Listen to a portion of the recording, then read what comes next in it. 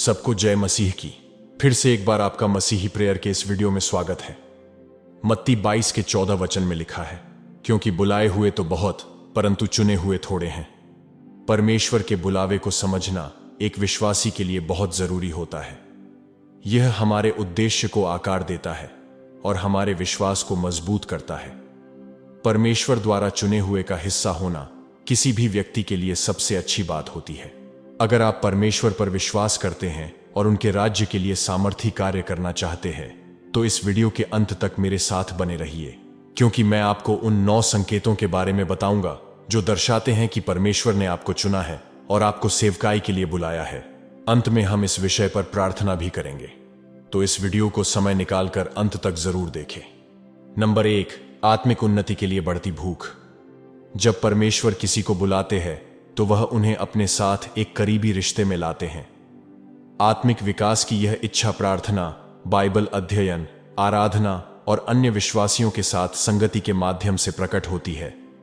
जिन्हें परमेश्वर ने बुलाया है वे परिपक्व होने और परमेश्वर की इच्छा के बारे में अपनी समझ को गहरा करने की इच्छा रखते हैं। राजा दाऊद ने आत्मिक विकास के लिए इस भूख को प्रदर्शित किया। भजन संहिता 42 के 1 और 2 में लिखा है, जैसे हरिणी को बहते झरनों की चाह होती है, वैसे ही हे परमेश्वर, मेरे प्राण को तेरी प्यास है। दाऊद का दिल लगातार परमेश्वर की तलाश करता था और उनके साथ एक गहरा संबंध और समझ चाहता था। आत्मिक विकास की यह भूख लोगों को नियमित प्रार्थना, आराधना और बाइबल का अध्ययन करने के लिए प्रेरित करती है। यह संकेत देता है कि परमेश्वर उन्हें करीब ला रहे हैं। नंबर 2, परमेश्वर आपको प्रभावशाली पद पर रखते हैं। जब परमेश्वर ने आपको चुनते हैं और आप उनकी इच्छा के अनुसार जीवन जीना शुरू करते हैं, तब वह आपको अद्भुत तरीके से प्रभावशाली या नेतृत्व पद पर रखते हैं। ये पद व्यवसाय, मिनिस्ट्री या व्यक्तिगत संबंधों के माध्यम से भी आ सकते हैं।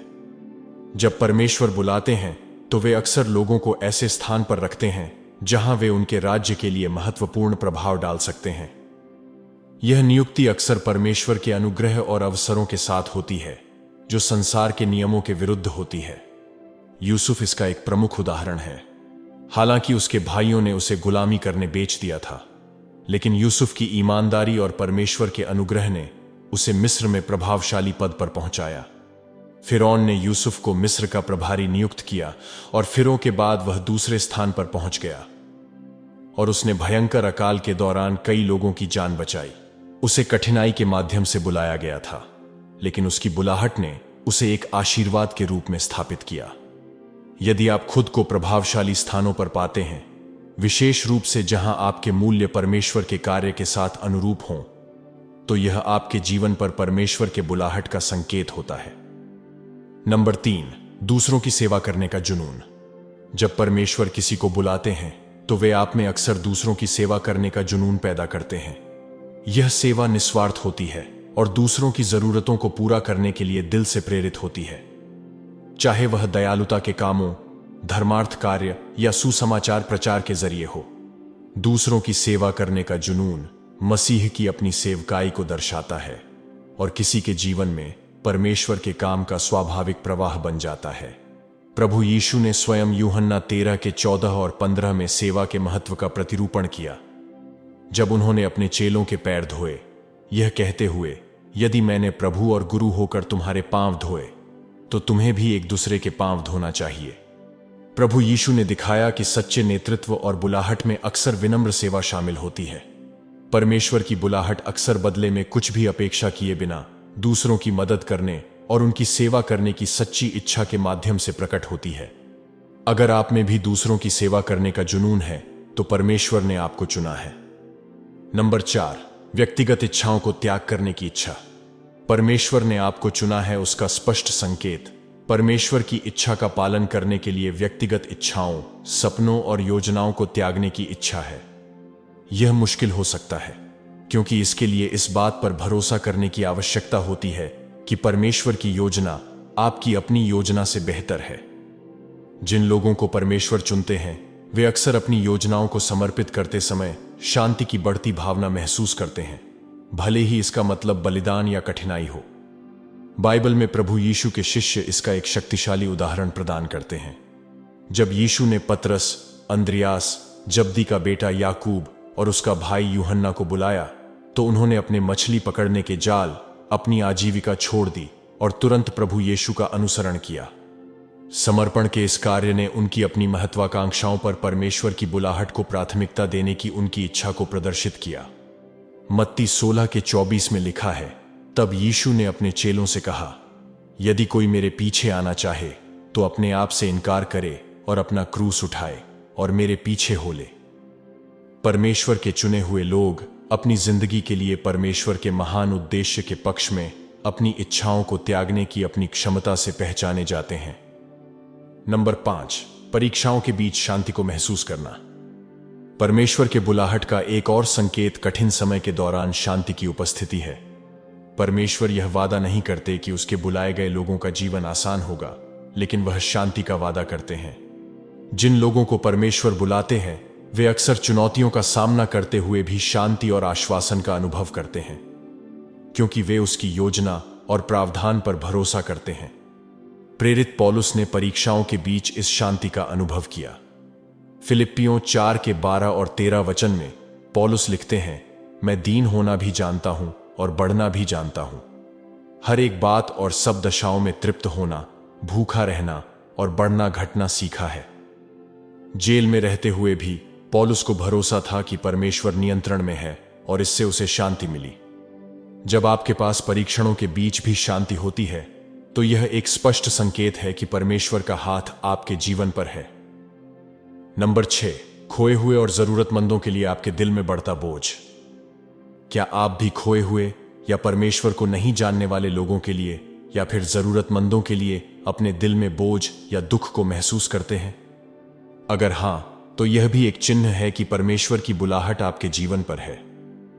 परमेश्वर के चुने हुए लोग अक्सर दूसरों की आत्मिक और शारीरिक जरूरतों के लिए गहरी चिंता महसूस करते हैं।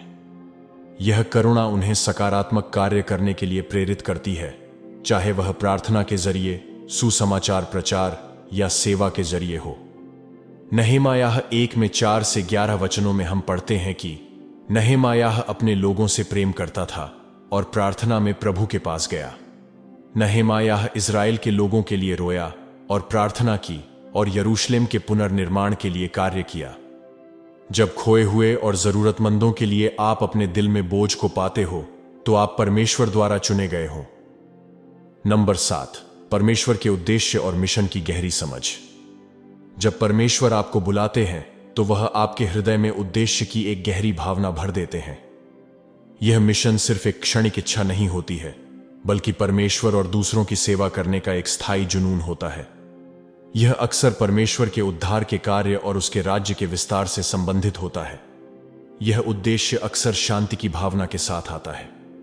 आप पा सकते हैं कि चाहे आप कितनी भी चुनौतियों का सामना करें, एक दिव्य आश्वासन है जो आपको आगे बढ़ाता है। तो अगर आप भी परमेश्वर के उद्देश्य और मिशन के प्रति गंभीर है तो परमेश्वर ने आपको चुना है। नंबर 8, कठिन परिस्थितियों में अटल विश्वास। जब परमेश्वर आपको बुलाते हैं तो आपके विश्वास की परीक्षा होती है। हालांकि उसके चुने हुए लोग भारी बाधाओं का सामना करते हुए भी उस पर एक अटूट विश्वास विकसित करते हैं। शद्रक, मेशक और अबेदनगो को आग की भट्टी में फेंक दिया गया था, लेकिन वे वफादार रहे क्योंकि वह जानते थे कि परमेश्वर उन्हें बचाएंगे और उन्हें ताकत देंगे। नंबर 9, आपके चरित्र या स्वभाव में परिवर्तन। परमेश्वर की बुलाहट में परिवर्तन की प्रक्रिया शामिल है। वह मसीह के स्वभाव को प्रतिबिंबित करने के लिए आपके चरित्र में बदलाव करते हैं, और यह आंतरिक परिवर्तन दूसरों को तुरंत दिख जाता है। धैर्य, नम्रता, प्रेम और आत्मा के अन्य फल आपके जीवन में दिखने लगते हैं। पतरस या पौलुस के जीवन में परिवर्तन इस बात का एक शक्तिशाली उदाहरण है कि परमेश्वर अपने चुने हुए को कैसे बदलते हैं। यह सब बातें अगर आप भी अपने जीवन में मसीही होने के नाते महसूस करते हैं तो आप परमेश्वर के द्वारा चुने गए हैं और परमेश्वर की बुलाहट आपके जीवन पर है। अगर आप इन संकेतों को आपके जीवन में पाते हो तो इस प्रार्थना को विश्वास से अपने जीवन पर ग्रहण करें, ताकि शैतान उस बुलाहट को आपके जीवन से चुरा न सके और परमेश्वर की इच्छा आपके जीवन में पूरी हो। आइए हम अपने प्रभु परमेश्वर से विश्वास से प्रार्थना करें। स्वर्गीय पिता, यीशु मसीह के नाम से मैं आपके सामने आता हूं। मैं अपने जीवन पर आपके सर्वोच्च बुलाहट के लिए आपका धन्यवाद करता हूं। मैं स्वीकार करता हूं कि आपने मुझे मेरी योग्यता के कारण नहीं, बल्कि आपकी कृपा और प्रेम के कारण चुना है। प्रभु, मैं आपके समक्ष नम्र हृदय से आता हूं, आपकी बुलाहट की स्पष्टता और पुष्टि की तलाश में। बताए गए प्रत्येक संकेत के लिए मैं आपका मार्गदर्शन, शक्ति और ज्ञान मांगता हूं। पिता, जैसे जैसे मैं आपके द्वारा मेरे भीतर रखे गए उद्देश्य की गहरी भावना का अनुभव करता हूं, मुझे आज्ञाकारिता के साथ प्रतिक्रिया करने में मदद करें। मूसा की तरह मैं अपनी बुलाहट में कदम रखूं, इस विश्वास के साथ कि आप मुझे आगे के कार्य के लिए तैयार करेंगे। मैं आपके द्वारा मुझे सौंपे गए मिशन को आगे बढ़ाने के लिए धीरज के लिए प्रार्थना करता हूं, तब भी जब रास्ता कठिन या अस्पष्ट लगता हो। प्रभु, मेरे हृदय को प्रतिदिन प्रार्थना करने और आपकी उपस्थिति की तलाश करने के लिए प्रेरित करें। मैं दानिएल की तरह आपके लिए अपने प्रयास में अथक रहूं, चाहे मुझे कितने भी विरोध का सामना करना पड़े। मुझे आपके वचन से प्रेम करने में मदद करें, यह जानते हुए कि यह मेरे मार्ग के लिए एक प्रकाश है और मेरे जीवन के लिए एक दृढ़ आधार है।